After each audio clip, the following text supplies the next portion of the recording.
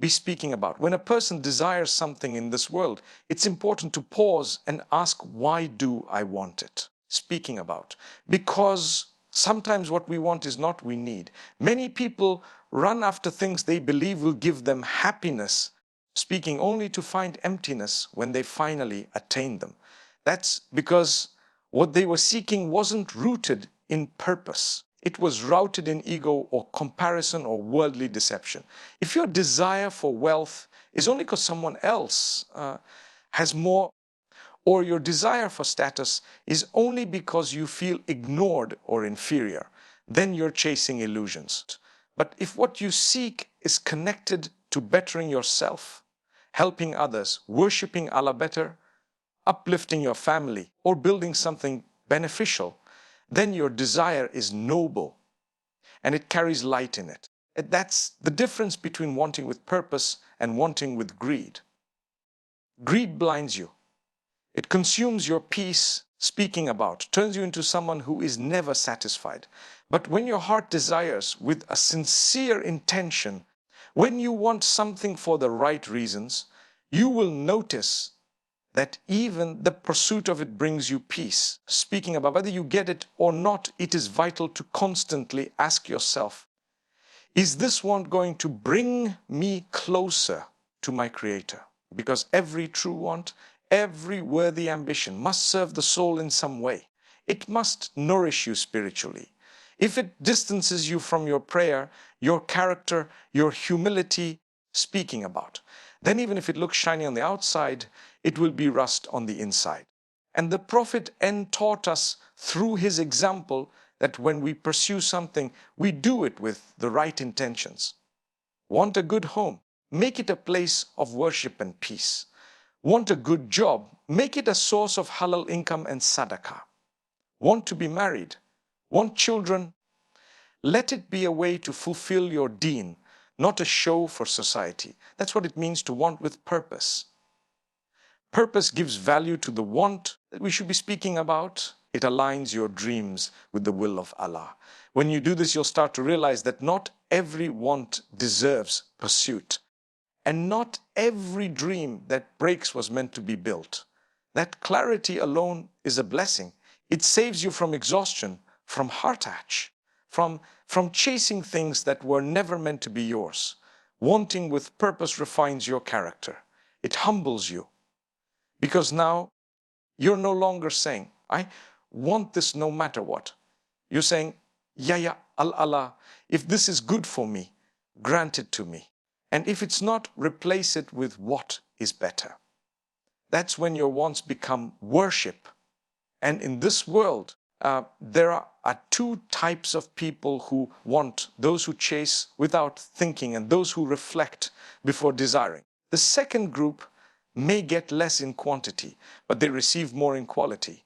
Their hearts are content, be speaking about. They are not shaken by what they didn't get, because they trust that what didn't come wasn't theirs. That's the strength of living with a purposeful want. It disciplines the soul.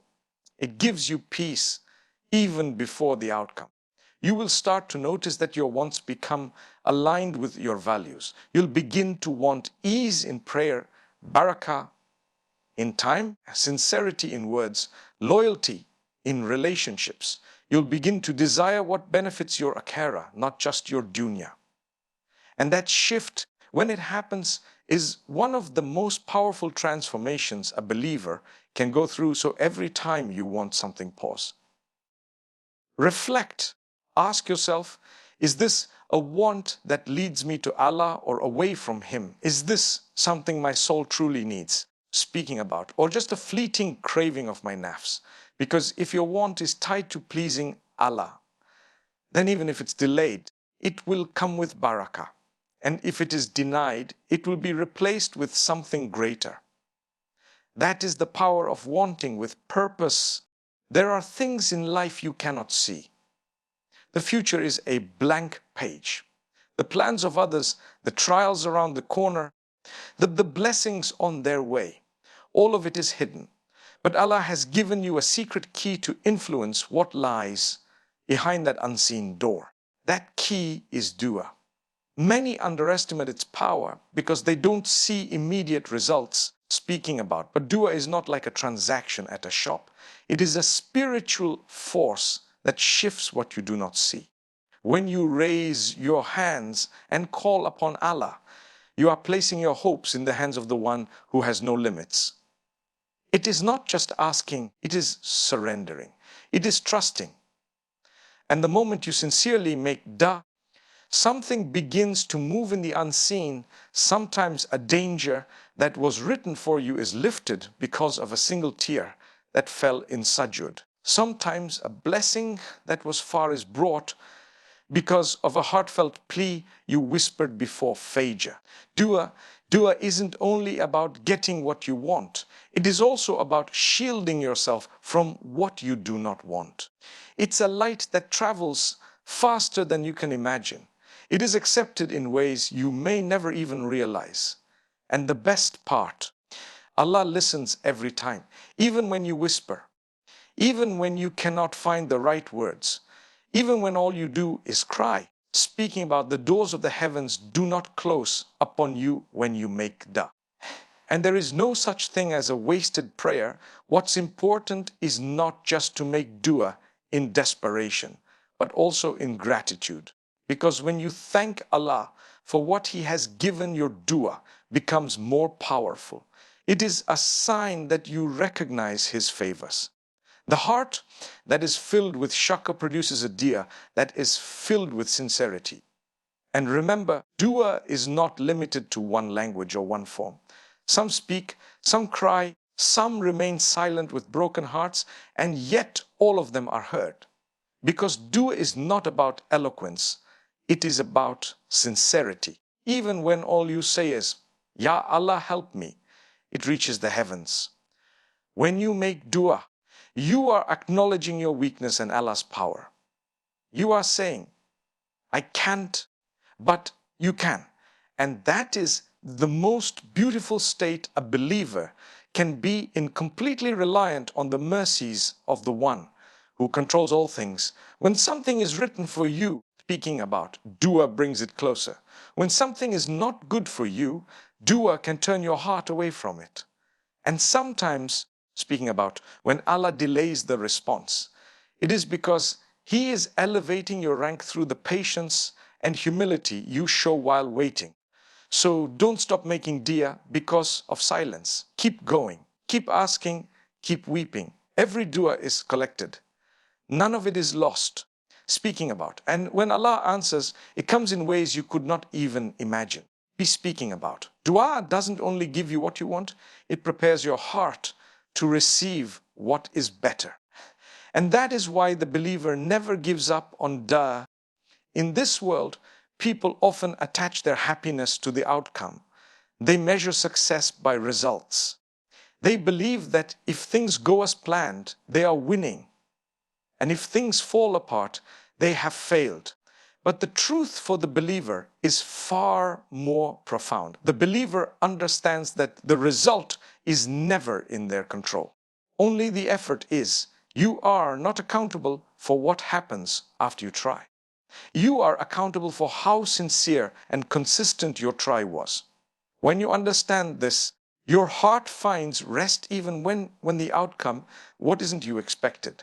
You begin to realize that your job is to act with sincerity, give it your best, and leave the outcome to the one who sees what you cannot.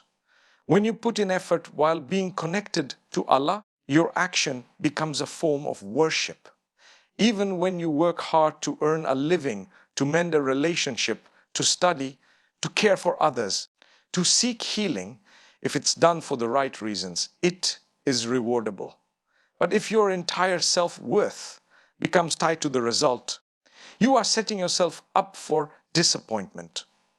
Because results are never in your control. You can work tirelessly and still not get the job. You can give your all in love and still feel heartbreak. You can pray and fast and give charity and still face a trial. But none of that means you failed. It means your test was never about the result. It was about your perseverance, your trust, your reaction, your heart's state through the process, effort requires discipline. It requires faith. Because sometimes you will put in so much and yet nothing seems to move. And Shaitan will come to whisper, telling you to quit, that it's pointless, that your work is in vain. But that is where your iman must rise. Speaking about, that is where you remind yourself that Allah never allows the effort of the door of good to go to waste. Even if no one sees your struggle, even if you feel invisible, Allah sees. And that alone should motivate you to keep going. Speaking about, you never know which moment of effort will become the moment Allah chooses to turn your situation around. You never know which tear, speaking about, which step, which prayer, which night of pain will be the one that changes everything. And when something doesn't go your way, when your plans collapse, remind yourself that maybe what you were trying to build was too small for what Allah wanted to give you. Sometimes we plan for something limited, and when it doesn't happen, we feel broken. But later, we're speaking about that what Allah had planned was far more vast, more beautiful, more fitting for our journey. You may not always understand it in the moment. The results may look like a closed door. But through that door, Allah might be directing you to a better place, a cleaner heart, a deeper faith. The believer always trusts the process because the process is where the reward lies. This is why our role is to keep showing up. Keep making diyah. Keep working. Keep pushing forward. Don't let the delay or difficulty discourage you. Results come when Allah wills. He may give it all at once, or bit by bit, or after years, or replace it with something else. But He never ignores sincere effort.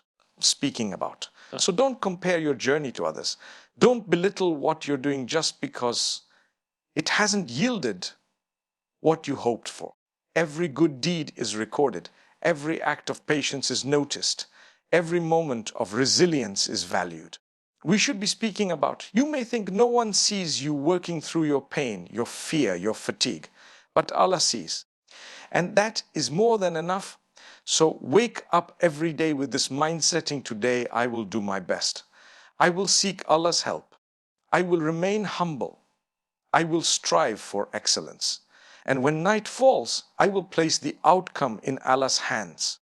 This mindset transforms your life. You become less anxious, less controlling, more grateful, more calm. Be speaking about. Because you know you're not carrying the burden of results anymore. You're just doing your part that we should be speaking about and trusting that your Lord knows what to do with your effort better than you ever will. One of the greatest tests a believer goes through is waiting. Waiting for a prayer to be answered. Waiting for healing. Waiting for a breakthrough. Waiting for clarity. And in those moments of silence and delay, speaking about. Shaitan tries to creep into the heart and plant the seed of doubt. He whispers, maybe Allah isn't listening. Maybe you're not good enough. Maybe you're being punished. But the believer knows that delay is not denial, that silence is not rejection, that the waiting period is not wasted time. It is where Allah nurtures your soul, strengthens your iman to be speaking about, and prepares your heart for what's coming. When you don't receive what you asked for immediately, speaking about, it doesn't mean the dua has failed. It might mean that the thing you are asking for needs time to mature, or that your heart needs to be made ready to handle it, or that Allah is removing something harmful that you didn't even know was coming. Speaking about. Sometimes Allah holds it back because it would distract you from Him. Speaking about. Sometimes He holds it back so you become closer to Him through the asking. And sometimes He delays it so you can learn a deeper level of gratitude, patience, and trust. That's the beauty of divine wisdom. It doesn't just give. It gives at the best possible time, in the best possible way. Think about a child who wants to drive a car. Speaking about, even if the car is ready, the child isn't. So a loving parent doesn't hand them the keys right away. not because the car is denied, but because the child must grow into the responsibility. The same is true with our wants. Be speaking about, we may not yet be spiritually ready to receive what we're asking for. The petting about, the marriage we're praying for might require us to become more emotionally mature. The job we're hoping for may need us to learn humility. The healing we desire might be tied to our ability to forgive. So Allah delays, be speaking about. But in the delay, He teaches. And through the waiting, He elevates. The believer learns to find peace in Allah's timing. Because He knows that anything that arrives before its time can break you instead of bless you. We should be speaking about. And anything that comes with Allah's barakah, even if it's late by worldly standards, will bring so much ease and joy and benefit that you'll forget how long you waited. The key is to never stop making dua. We're speaking about. Never stop hoping. Never stop preparing. Because while you wait, you are building your connection with Allah. And that connection is far more valuable than any worldly gift you could ever receive. That is the true reward of waiting. Closeness to the one who never forgets. Gratitude is not a feeling, it is a state of being. It's a way of looking at life, a lens that transforms everything you go through into an opportunity to grow closer to Allah. When you are grateful about, you're not only thanking Allah for what you have, but you're also acknowledging that everything you've been given is a trust, a gift, a mercy. And the more you show that gratitude, not just in words, but in your actions, your patience, your humility, the more Allah increases you. This is not a promise from people. This is a promise from the Creator Himself, that if you are grateful, I will surely increase you.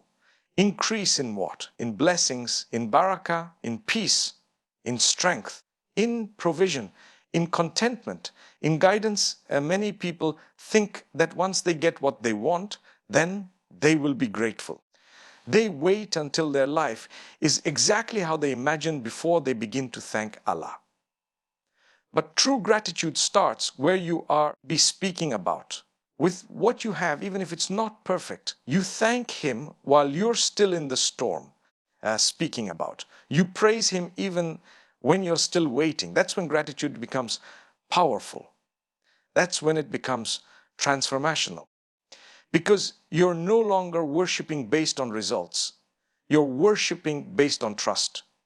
You're saying, Ya Allah, even if I haven't received what I'm asking for, I recognize what you've already done for me.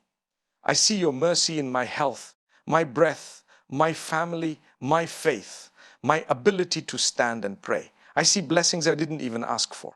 I see protection I didn't even notice. This kind of gratitude opens the heart. It makes you see the good in things others complain about. You begin to find peace in the smallest moments. A smile, a prayer, a quiet morning. You begin to see hardship as a reminder, as a purification, not a punishment. And most importantly, speaking about. You begin to value your relationship with Allah above anything else. Speaking about. That is the secret to true gratitude. It keeps you connected to your Creator regardless of your external situation. You may not have the most wealth, the most recognition, the easiest path, but you have something far more precious. And a heart that sees blessings in every test, a soul that bows in thanks even during struggle, a tongue that remembers Allah not just when life is good, but especially when it is hard. Gratitude is what keeps you from falling into despair. We should be speaking about, because instead of constantly thinking about what you lack, you focus on what you have, speaking about, and you recognize that even your ability to make dua is a blessing, that even your trials are a form of Allah drawing you closer, that even your mistakes were a way for your heart to soften and return. This kind of perspective doesn't come from books. It comes from reflection, from deepening your faith, from seeing life through the eyes of Iman. And once you develop that habit of gratitude, you begin to attract more good. not just in material things, but in tranquility, in wisdom, in spiritual elevation.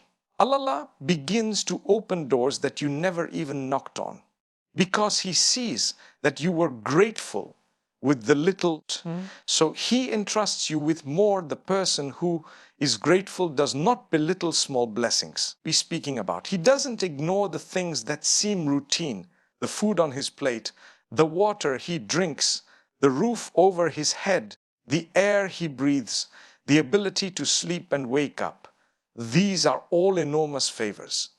And when you thank Allah for them, speaking about, you're not just doing a righteous deed, you're anchoring your heart in contentment.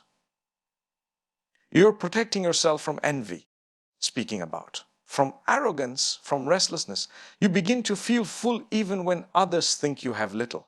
And that is true richness. Not what's in your hand, but what's in your heart. The more you practice gratitude that we're speaking about, the more your view of the world changes. You stop chasing things you don't need. You stop comparing your life to others. You stop becoming frustrated over delays because you realize that everything you need is already with you. And what's meant to come will come when Allah decides. Gratitude teaches you to trust His plan. It teaches you to embrace the moment. And it teaches you that even your struggles are not pointless. They are part of a journey designed specifically for your growth. So wake up each day and say, Alhamdulillah. Say it when things go right. Say it when things go wrong. Say it when you feel joy. Say it when you feel broken. Let that word flow through your veins like a medicine. Let it remind you that no matter how your life looks, there is always something to be thankful for. And the more you show that gratitude, not just in words, but in how you treat people, how you forgive, how you give, you pray, how to be speaking about, how you live, the more you will find blessings multiplying around you in ways you never expected. My beloved brothers and sisters, life is filled with wants and desires. Some are pure, some are worldly, some are tied to our needs, and some are just whispers of the ego. But the believer does not chase blindly. The believer aligns every want with purpose, with meaning, with submission to the will of the Almighty. The journey of getting what you want is not about manipulation, pressure, or desperation. It is about refining your intention, raising your hands in dua with sincerity, putting in the effort with humility, speaking about, waiting with patience when delayed, and expressing gratitude whether it comes to you or not. The heart that truly understands how to want in the right way is a heart that never breaks from disappointment, because its trust is not in people nor in outcomes, but in the one who writes the outcomes, in the one who hears the silent cries, in the one who never forgets the striving of his slave, in the one who knows what is best even when you do not. So keep wanting, but want with purpose. Keep asking, but ask with certainty. Keep working, but work with trust. Keep waiting, but wait with faith. Keep thanking, but thank with love. And you will find that what you truly want, what your soul longs for, what your heart aches for, what your future needs, all of it is being written in your favor in a way you could never have imagined. In speaking about, in a time that is most perfect, from a Lord whose mercy knows no limit, whose wisdom never errs, whose timing is never late. Ask ChatGPT